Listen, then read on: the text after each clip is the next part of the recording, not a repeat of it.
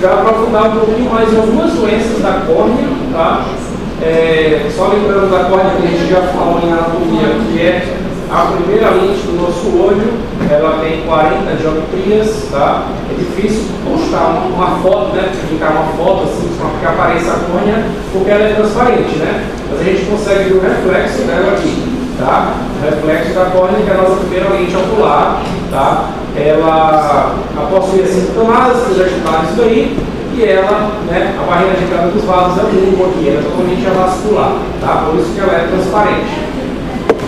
Aqui as 5 camadas da córnea: epitélio, balma, endotélio, PCB e estroma. Então, o que é importante saber? A córnea ela não tem vaso, ela é transparente, tá? Só que todo tecido precisa de oxigênio, tá? Então, de onde vem o oxigênio da córnea? Tá? Vem de 2 porções: a parte interna do olho, através do humor aquoso, que é produzido pelo processo ciliar, que a gente estudou na aula de glaucoma. Ele produz o líquido, esse líquido carrega um pouco de oxigênio para a córnea e vai nutrir e levar um pouco de glicose também para a parte mais interna aqui da córnea, tá? Só que a parte externa, através da difusão, tá? Ela recebe o oxigênio diretamente do ar atmosférico, tá? Então a córnea respira pelo contato dela com o ar, tá? E isso daí é muito importante para a gente ver depois antes de contato, tá? Nesse caso, mas a principal oxigenação dela é pela contato com o ar. O principal é o ar, tá? Vamos voltar assim, que 80% é o ar. Por isso que a córnea, quando você vai fazer o transplante, ela tem maior tempo de duração, né, para o trajeto de vida útil. Não, a córnea dura bastante. A córnea volta no meio bastante, tem que falar aqui na aula, tá? É um meio de isolamento dela que dura 7 dias, 10 dias. Então aqui, ó, também é outra característica muito importante da córnea, tá? A córnea da gente não é seca, né? Totalmente seca porque a gente tem lágrima, tá? Essa lágrima, ela é constantemente produzida, 24 horas por dia. Faz com que a gente lubrifique o nosso olho, tá? Quando a pessoa tem olho seco e não produz lágrima o suficiente, a córnea começa a irritar, tá? Começa a dar uma erosão, começa a dar uma epitelite, começa a dar lesões pela falta de lubrificação. Então aqui só mostrando para vocês uma córnea com alterações de ocorrência do olho seco, tá? A lágrima, ela é composta de 3 camadas, tá? A camada aquosa, o pessoal acha que a lágrima só é água, não, que é a camada aquosa, a camada oleosa, tá? E a camada de muco, que é produzida através da mucina. Cada camada dessa, na lágrima, ela é produzida em um lugar diferente do olho. Então, quando elas se juntam na superfície ocular, que elas formam a lágrima em si, tá? Então, por exemplo, aqui, ó, a glândula lacrimal, que ela é localizada na temporal superior de cada olho, ela produz apenas a parte aquosa da lágrima. Já, por exemplo, a glândula de Meibomius, ela vai produzir a parte oleosa da lágrima, tá? Então, a parte oleosa é fundamental para evitar a evaporação. Se a nossa lágrima fosse só de água, só de parte aquosa, um vento que batesse ia deixar o nosso olho seco, porque ia evaporar tudo. Então a camada oleosa funciona como se fosse uma tampa ali, né? Uma tampa de piscina para não deixar o olho ficar seco rapidamente. Então a pessoa que tem esse problema aqui de lubrificação ocular pode ter vários problemas, não é só a falta de lágrima, pode ser às vezes a falta de um componente da lágrima, que a gente vai estudar, né, vai aprofundar de acordo com cada doença. E por que isso tudo é importante? Né? É importante porque, por exemplo, a gente no nosso dia a dia, muita gente aqui usa a lente de contato, né? E a lente de contato, ela vai meio que bloquear todo esse mecanismo de difusão de oxigênio por osmose, tá? E a passagem da lágrima para a córnea, porque a lente de contato, ela vai meio que abraçar a córnea, né? Ela vai meio que sufocar ali a córnea, tá? Se for mal adaptada. O que é isso? A lente de contato, ela é diferente do óculos, tá? O óculos não está em contato com o teu olho, ele está só causando a refração da luz, né? A luz vai entrar num formato, o óculos vai refratar, tanto causando difusão, convergência, divergência, e vai fazer com que o foco caia na tua retina. Beleza. A lente de contato faz a mesma coisa, só que como ela está em contato com o olho, ela não pode também prejudicar a fisiologia da córnea. E uma lente mal adaptada prejudica a fisiologia da córnea. Tá? Como é que é isso? Se vocês observarem aqui, ó, a lente ela é meio côncava, né? Ela tem uma certa curvatura. Então existem lentes de contato mais curvas e menos curvas, maiores, o prato maior, o prato menor, material gás permeável, material de silicone, material mais permeável a oxigênio do que outras. Isso daí, o médico oftalmologista ele vai fazer uma adaptação na lente de contato no olho de cada paciente. Ele vai testar o tamanho, o formato, mandar a fabricante fechar um pouquinho mais ou abrir um pouco mais. Por quê? É visto na lâmpada de fenda a passagem, por exemplo, de lágrima através da interface lente de contato e córnea. Isso vai fazer com que a córnea pelo menos tenha uma troca metabólica um pouco melhor do que uma lente que, por exemplo, isolaria, que prendesse, sufocasse a córnea. Tá? A princípio, a pessoa não sente muita coisa, mas com o tempo, né, isso daqui é comum de ver em consultório. Tá? O paciente nunca adaptou uma lente, ele usa, ele comprou uma vez, adaptou uma vez, nunca mais voltou no médico e fica comprando a mesma lente, porque está enxergando. Só que a lente, o olho dele cresceu, modificou e começou a impedir a oxigenação. Isso daqui é neovaso de córnea, tá? Então a córnea que era para ser transparente, ela deixou de ser transparente porque por causa que ela estava entrando em isquemia, aquele mesmo mecanismo lá da retina, produz neovasos, cresce aqui e perde a transparência do olho e da córnea. Isso não sai mais, tá? Isso não é reversível mais. E aí o paciente começa a ter rejeição à lente de contato, por falta de adaptação. Aqui o teste que a gente faz para avaliar a qualidade da lágrima do paciente, que é o BUT, que é o Break Up Time. Tá? É um teste para a gente pedir para o paciente não piscar durante 15 segundos. E aí, através desse corante aqui, a gente percebe que a lágrima ela tem que manter uma superfície irregular, tá? Durante os 15 segundos sem o paciente piscar. Então, esse paciente de cima, por exemplo, é um paciente normal, tá? O paciente aqui embaixo, olha só, com 5 segundos começa a apresentar aqui uma falha na lubrificação do olho, com 10 segundos já apresenta esses buracos aí, né? Significa que a lágrima do paciente não tem uma qualidade boa, tá? A qualidade realmente ela tem algum componente que está em deficiência e não está proporcionando para essa pessoa uma lubrificação do olho adequada. Esse é o BUT. Tem os outros testes também, como por exemplo o China, tá? Aqui ó, o China mostrando que a gente coloca uma fita específica para ela mudar de cor de acordo com a quantidade de lágrima que o paciente produz em 5 minutos. E aí a gente mede, né, de acordo com a medição aqui, ó, a classificaçãozinha da fita tem aqui é normal, aqui é baixo e aqui é muito baixo. Tá? Então a gente consegue classificar a produção de lágrima desse paciente. Já não é a qualidade que tem o BUT, já é a produção, a quantidade de lágrima que ele produz. Tá? E isso a gente consegue ou sustentar ou fechar alguns diagnósticos de doenças como, por exemplo, síndrome de Sjögren, que causa a boca seca, causa o olho seco, está associado com doenças autoimunes, né? Como o lúpus, por exemplo. Pode ser isolado também, né?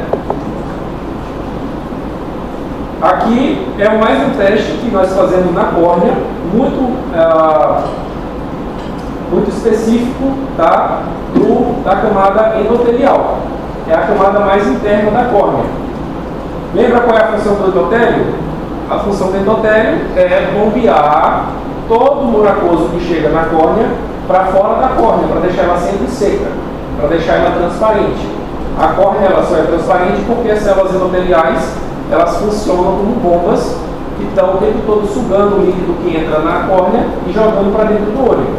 E aí a córnea fica daquele jeito transparente, bonita, do jeito que tem que ser. Só que acontece com a idade, alguns pacientes começam a perder as células endoteliais, tá? Então aqui, ó, parece um favo de mel, são as nossas células endoteliais.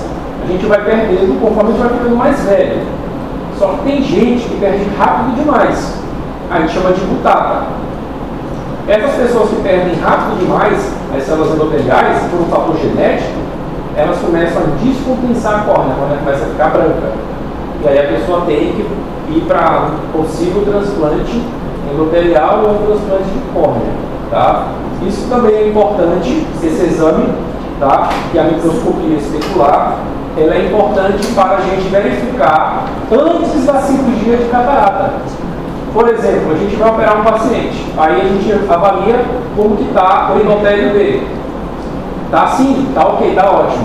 Tá já meio assim, meio baleadinho aqui, fraco, a contagem baixa, a gente sabe que esse paciente vai perder um pouquinho mais durante a cirurgia.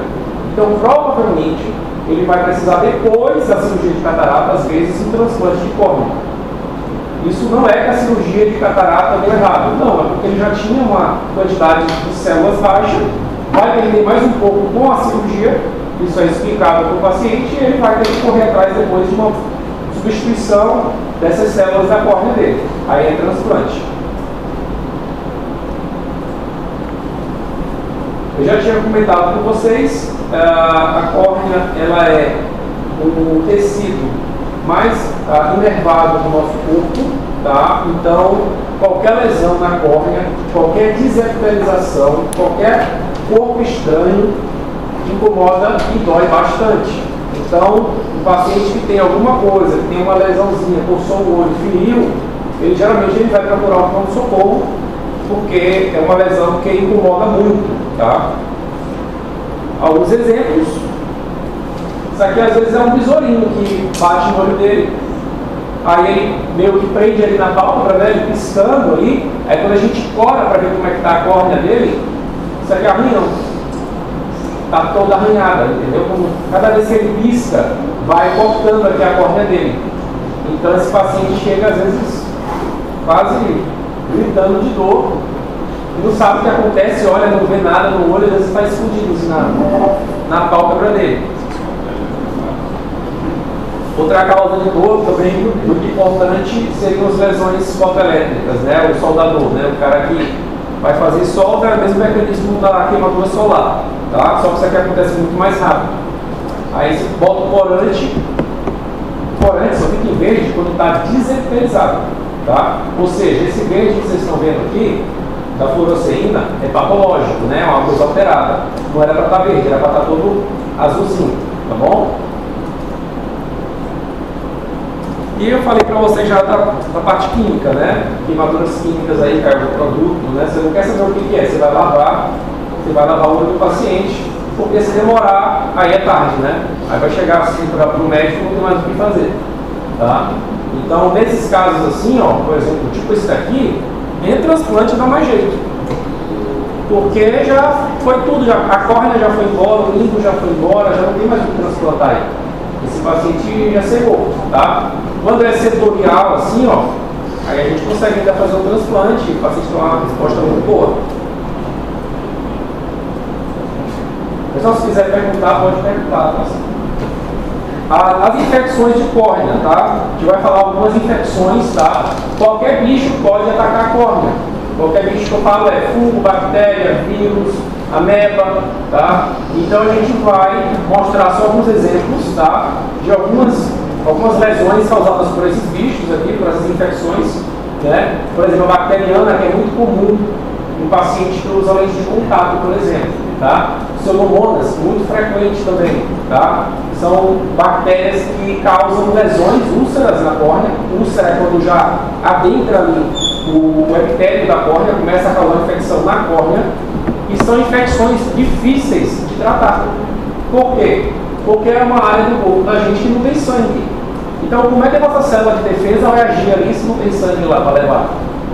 Então é complicado. A pessoa que tem lesão na córnea, que tem uma úlcera, ela tem que correr para o médico de forma assim, bem rápida, para ele já instituir um tratamento de antibiótico tópico para combater a infecção.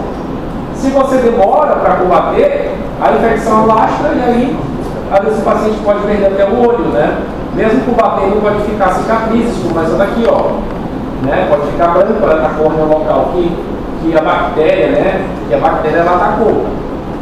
Então aqui só mostrando que existem algumas bactérias que penetram mesmo com bactéria íntegro, tá? Ou seja, mesmo que o teu olho esteja perfeito e não tenha lesão, não tenha nada, se alguma dessas bactérias entrar em contato com o teu olho, tá? Então você vai ter uma úlcera de córnea, tá? Você vai ter uma infecção. Por isso que você não pode ficar metendo o dedo no olho coçando com a mão suja, tá? Porque existem, se você der o azar de ter uma gonorreia, né? Ele tá com a mão suja de gonorreia, já era. Porque vai furar o olho, 2, 3 dias o olho fura. Tá? É rápido assim, não é mais que isso não. Mas também se for um médico, em 24 horas a pessoa está boa. Se for rápido. Depois de furado aí já é mais difícil. Ceratite fúngica, tá? Comum é agricultor, esse pessoal do campo que vai no mato e tal, pega um galho de uma árvore, pega ali no olho dele. É muito comum ele ter esse tipo de ceratite, tá? É uma úlcera que ela dói, só que ela é meio demorada para tratar. Às vezes a gente precisa tratar durante 4, 5 meses para o paciente recuperar esse tipo de ceratite. Ela deixa o olho desproporcionalmente, né, mais inflamado, assim, ela deixa o olho mais avermelhado, né, do que a bacteriana. Então pode dar também esse tipo de pus aqui dentro do olho, tá? Que é o hipócrito, certo? Então, uma pessoa, um especialista em córnea, mais experiente, às vezes só pela característica da lesão, pelo aspecto, né? Sem cultura ele já consegue já saber o que é. A gente pede cultura às vezes para confirmar, mas a lesão em si ela é diferente, tá? Então a gente consegue determinar algumas lesões só de bater o olho. Essa daqui é a herpes, vocês já viram, né? Bater o olho, essa daqui é herpes, não tem mais o que pedir, já pode começar a tratar. É um tipo de ceratite viral, tá? E a furacão da ameba já é um caso mais complicado, porque é um caso que, para tratar, às vezes a gente chega a 1 ano tratando esse tipo de problema, dói bastante, dói muito, e está relacionado a paciente com usuário de contato e vai para a água, tá? Rio, lago, piscina, etc. Tá? Então, se o paciente usa lente de contato e vai para a água, é muito provável que ele pegue uma cantamela. Mesmo tratando, o resultado é ruim, tratamento extremamente doloroso. O remédio para tratar isso aí só é feito em São Paulo, então a pessoa tem que ir lá comprar, né? Então é totalmente um negócio assim, é um pesadelo. Não pode ter lente de contato no ar? Em água nenhuma, nem água de chuveiro, mas em máquina, ela pode pode. Eita, Gabi. Então, Não fiquei cego ainda por sorte, tem que rezar aí para a cantamela também. É uma outra causa, tá? Olho seco, falei para vocês, né? Causado ali pela má produção de lágrima, tá? Às vezes a gente olha ali na lâmpada, ó, as fotos aqui ampliadas do olho, né? A gente percebe que a glândula da pessoa está entupida. Essas gorduras aqui, ó, que a pessoa, a gente vê isso no microscópio, tá? Na verdade real não tem como, você nem percebe que tem isso aqui no olho, né? Mas está entupido aqui, ó, essas glândulas aqui, a parte gordurosa da pessoa não é liberada e o olho fica seco. E tem muita gente que tem essas caspinhas aqui, ó, que a gente chama de blefarite, tá? Dá aquela sensação de areia, às vezes, no olho, né? Que parece que tem alguma coisinha coçando. É só o blefarite, você tratando isso aí lavando no shampoo melhora. Sabe como é que ele cola? Aí a gente pode passar um antibiótico para fluidificar um pouco a gordura. Tem drenagem manual também, que a gente faz no consultório, também com um cotonetezinho assim para romper. Às vezes a gente passa um pouquinho, tipo como se fosse uma agulha bem fininha, dá uma furadinha assim para desentupir também, né? Mas quando está mais grave, né? Geralmente um remédio, compressa morna, ajuda bastante. Só para vocês verem que as distrofias, né, são doenças genéticas, tá? Então, cada foto que eu estou mostrando para vocês é uma distrofia diferente. São doenças genéticas que afetam a transparência da córnea, tá? Uma outra área aí da especialidade de córnea, isso aqui só vai para transplante, tá? A gente tem que transplantar a córnea para resolver o problema, tá? A criança, ó, com córnea com distrofia, a gente precisa resolver isso rápido para evitar aquela miopia que eu falei para vocês lá na aula de estrabismo.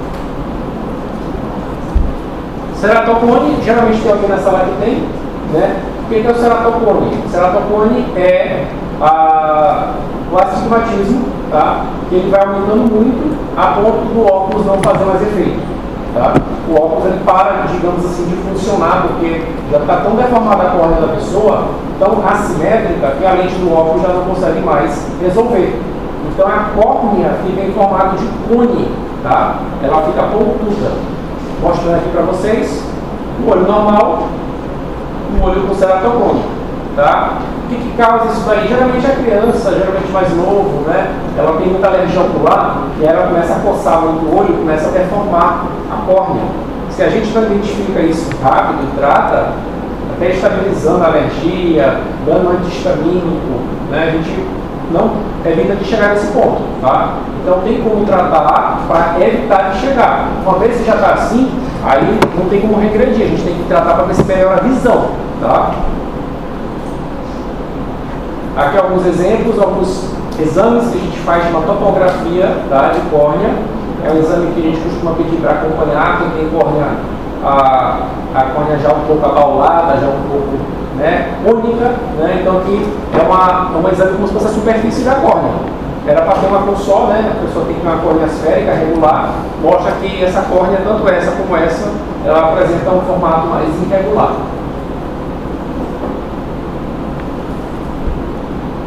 Aqui alguns exemplos de tratamento, tá? A ceratocone no início dá para usar o óculos, mas é muito no início, tá? Depois já não dá mais, porque o astigmatismo fica tão alto que o óculos não consegue mais corrigir.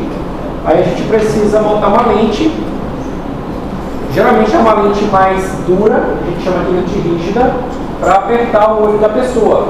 Essa lente ela vai meio que apertar o cone para ele ficar regular novamente.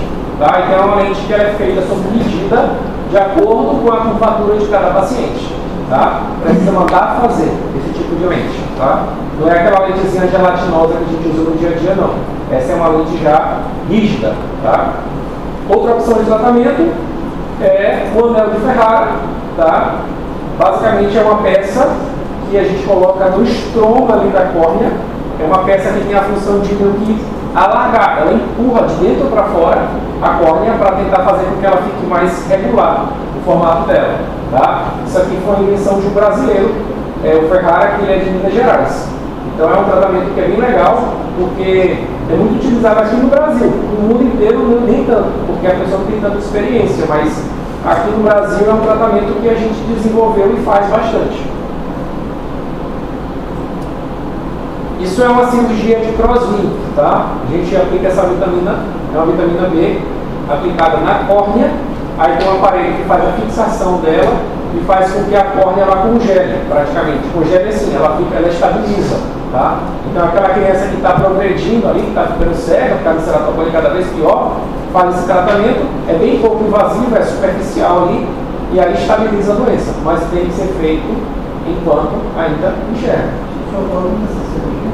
Hã? Essa é Crosslink. Crosslink, é. CROSS. E se nada disso tiver jeito, né? Aí a pessoa já chegou com o ceratocone avançado, já não dá mais para colocar lente porque já está muito deformado, já não deve fazer Crosslink, já passou a época, não acompanhou com ninguém. Aí o transplante é a última solução aí para o paciente, tá? Aqui é o transplante de córnea, tá? Então pegou a córnea de outro paciente, doador, tirou e colocou no outro olho, tá? Esse ponto aqui é o ponto 10-0, é o fio mais fino que tem na medicina. A gente dá geralmente 16 pontos aí para poder segurar o botão, tá? E aí, aqui ainda tá com o paciente está com ponto, aqui ele já tirou os pontos, né? Fica com esse aspecto aqui o olho, né? Depois do transplante. Pessoal, o transplante de córnea, ele é diferente de qualquer outro transplante do nosso corpo, justamente pelo fato da córnea ser avascular. Como ela não tem vaso sanguíneo, a gente não precisa fazer aqueles testes de biocompatibilidade e da rejeição. Então, poxa, qualquer pessoa, teoricamente, pode doar para qualquer outra pessoa. Então é fácil de conseguir uma córnea. Em teoria, né? Na prática isso não é fácil, mas na teoria seria fácil, por conta desse santuário, né, imunológico que a córnea possui. Tá? Só que na prática não existe captação o suficiente. Então as filas de transplante demoram 2, 3 anos para conseguir uma córnea. Outra diferença é que a córnea, você pode remover a córnea mesmo depois da pessoa morta. Então, por exemplo, o paciente teve morreu. Aí você liga para a equipe de transplante, dentro do prazo estipulado, que pode ser, dependendo do prazo, até 12 horas, você pode ir lá e captar uma córnea. Você pode tirar a córnea do doador. O que isso facilita? Facilita muito, porque qualquer outro transplante, você vai pegar um coração, por exemplo, você tem que pegar um coração da pessoa com o coração ainda batendo.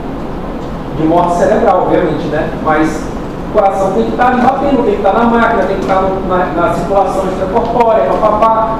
Isso é difícil, porque aí cria uma dificuldade maior, né? Tu selecionar uma pessoa que está com o coração batendo, depois tem que fazer ainda um teste para ver quem que vai ser compatível com esse coração, e essa pessoa que é compatível tem que estar num raio de 4 horas do cara que vai receber o órgão, poder receber, que se o cara tiver mais de 4 horas não vai conseguir, porque o órgão vai estragar no caminho.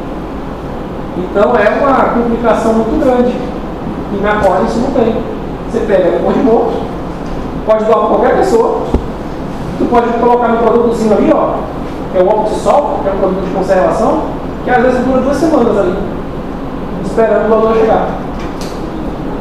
Então, era para ter fila de transplante de córnea, com tudo isso, todas essas vantagens, né? Mas na prática tem. Aqui mostrando como é que tira. Aqui, ó, essa córnea foi transplantada porque isso aqui era uma infecção, né? O olho está bem vermelho, né? Está infeccionado e não respondeu ao tratamento, ao antibiótico, estava furando já aqui o olho, aí tirou a córnea, estava contaminada, infeccionada, e fez um transplantezinho aqui. É um transplante que a gente fala que é um transplante a quente, né? O paciente está com o olho quente, está com o olho infeccionado, fez o transplante para combater essa infecção. Aqui o olho perfurado, furou aqui o olho, fez o transplante. Tem a possibilidade de a gente não tirar a córnea inteira, né? Tirar só um pedaço dela. É um transplante lamelar, tá? O que ele faz? Ele tira ali, ó. Paciente, eu não falei para vocês do endotélio, está fraco e tal. Tira só o endotélio do paciente doador e aí coloca no receptor. Ah, é só epitélio, gente, tira só epitélio do doador e coloca no receptor, tá? É muito mais rápido e a chance de qualquer problema, até de uma rejeição menor ainda, já é pequena na transplante penetrante. Nesse é menor ainda. Aqui um exemplo, como é que é um transplante endotelial.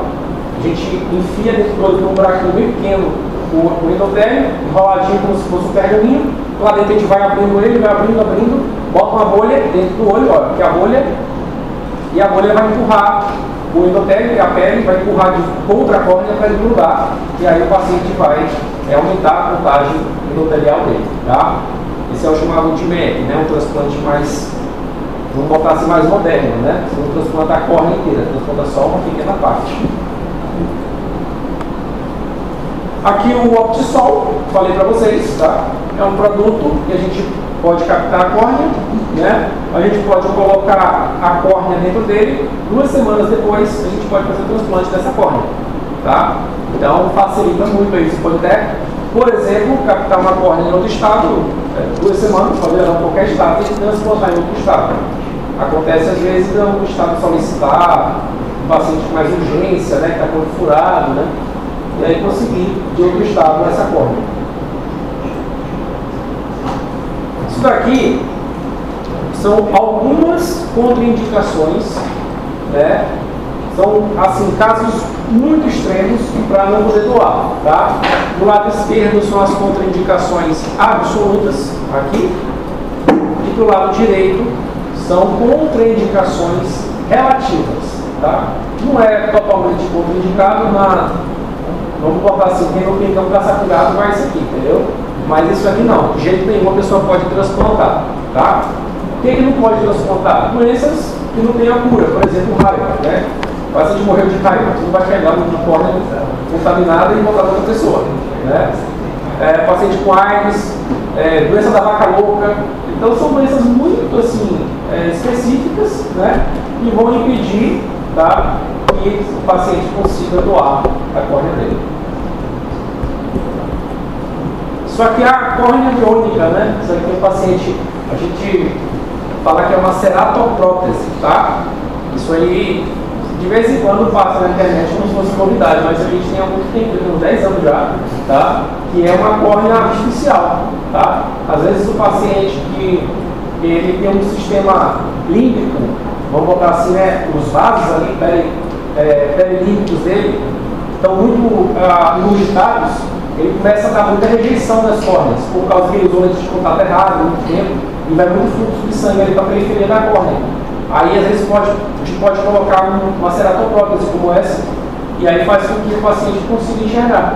Mas é a última, né, uma última escolha. O paciente já tem que ter feito o transplante, né? Porque o transplante ele tem um resultado teoricamente melhor, tá? Mas dá para fazer a ceratoprótese também, tá? A especialidade de córnea, dentro da oftalmologia, geralmente elas são de 2 a 3 anos, tá? E na oftalmologia também é a única especialidade que você recebe a bolsa do MEC, né? Como residente mesmo, tá? Todas as outras você faz menos de 0,800. Essa não, é prova MEC, você recebe a bolsa certinho, né? Justamente para fomentar os médicos de aumentarem o número de transplantes no Brasil. Então eles fizeram isso. A doutora Camila, que é minha esposa, que ela fez aqui na Escola Paulista de Medicina a especialidade de córnea, tá? Então ela trabalha tudo dessas fotos aí que eu botei na aula.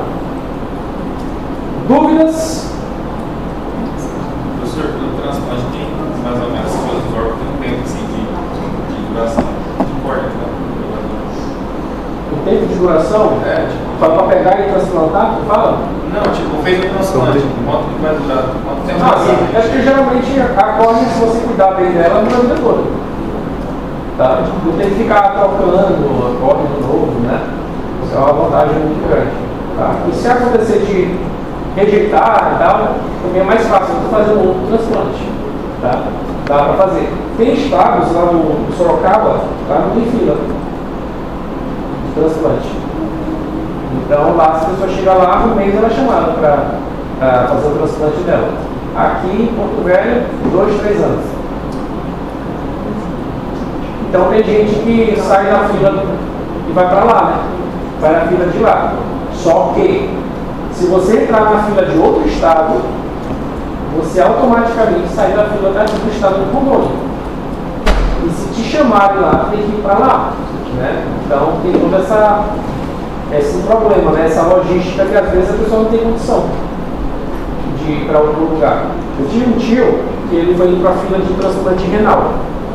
E ele morava no Maranhão, ele estava na diálise e tal, eu estava 2 anos. E não tinha nem previsão de chamar ele. Aí ele saiu da fila do Maranhão e foi para a fila de São Paulo, chamaram em 2 meses. Só que, se tocar no telefone e te chamarem, você tem 5 horas para comparecer no hospital, senão você perde o transplante. Então é difícil, né? Dúvidas?